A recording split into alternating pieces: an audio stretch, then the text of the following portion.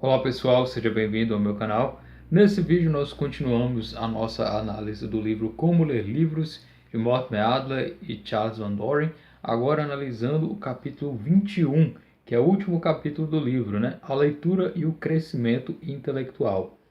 O livro apresentou as regras aqui de leitura e se o leitor concorda e se deve aproveitar o que o autor ele tem nos ensinado, né? Então, aqui o Mortimer Adler coloca um breve resumo de tudo aquilo que nós tratamos no livro, né? Que você tem que ter uma leitura ativa, você tem que estar sempre acordado no ato da leitura, você tem que fazer os vários graus de leitura, os vários tipos de leitura que você pode fazer de acordo com cada tipo de livro, né? Conforme a área do conhecimento. Ele explica também, resumidamente aqui, a leitura analítica, né, e tudo mais. Então aqui o último capítulo é como se fosse a despedida do autor em relação ao leitor, e ele fala sobre algumas dicas e algumas coisas que são interessantes, especificamente aqui dizendo quais são os livros que seriam considerados bons e quais seriam os livros considerados grandiosos, né? O que os bons livros podem nos proporcionar? A escolha de livros bons pode nos ajudar a pensar melhor sobre as questões fundamentais da humanidade, né? Se um livro ele é bem argumentado, bem fundamentado, especificamente um bom livro, você vai conseguir através dele evoluir como pessoa, no seu intelecto, na sua forma de pensar, na sua forma de compreender o mundo.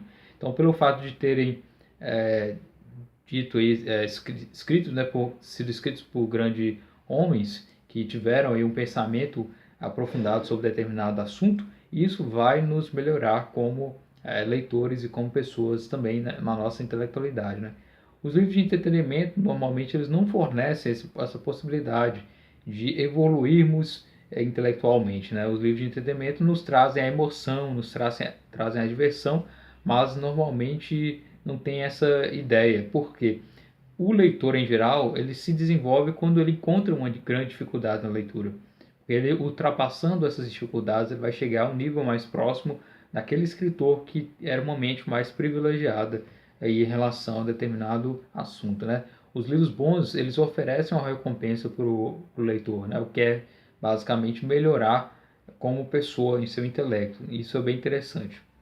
Aqui o autor ele coloca uma espécie de pirâmide de livros. Segundo Mortimer Adler, existe essa pirâmide onde existe na base 99% dos livros, são aqueles que você simplesmente tem que folhear eles, né? Não valem a pena de serem lidos, segundo Mortimer Adler. São os livros considerados ruins ou são os livros que servem apenas para diversão ou informação. Esse aí é a grande maioria dos livros. Em seguida, acima desses livros, temos aí os bons livros que ele considera. Os bons livros são alguns milhares, né, de livros que você pode ler e uma ou duas leituras é suficiente para você entender aquela obra e ter, de certa forma, algum melhoramento como pessoa. E no topo da pirâmide existem os grandes livros. Os grandes livros são pouco menos de 100 livros que eles podem aí trazer ao leitor um acréscimo, porque eles podem ser lidos e relidos ao longo de toda uma vida e você sempre terá novas informações, novos entendimentos sobre aquele livro. Não importa quantas vezes você leia, você vai sempre aprender novas coisas com aquele livro e tudo mais. É diferente dos bons livros que basta uma leitura ou duas que já é o suficiente. Os grandes livros eles duram para toda a vida, né? É por isso que ele fala que os grandes livros são inesgotáveis.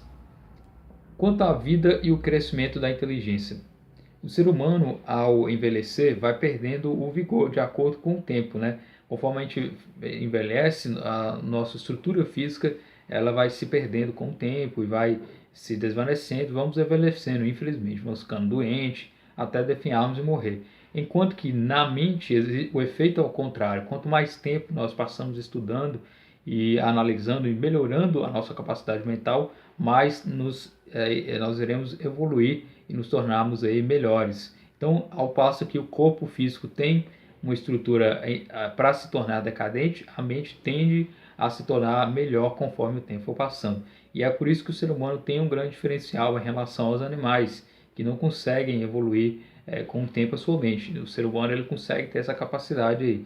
E aqui, por último, o autor coloca, né, que se você não exercitar sua mente ao longo do tempo, ela pode atrofiar, assim como os vários músculos do nosso corpo. Se nós não exercitarmos, nós fazemos movimentos físicos, você não vai ter aí um melhor aproveitamento e vai ter aí um atrofiamento. A mente é a mesma coisa, ela sempre tem que estar em constante estudo, constante análise para evoluir a sua própria mente.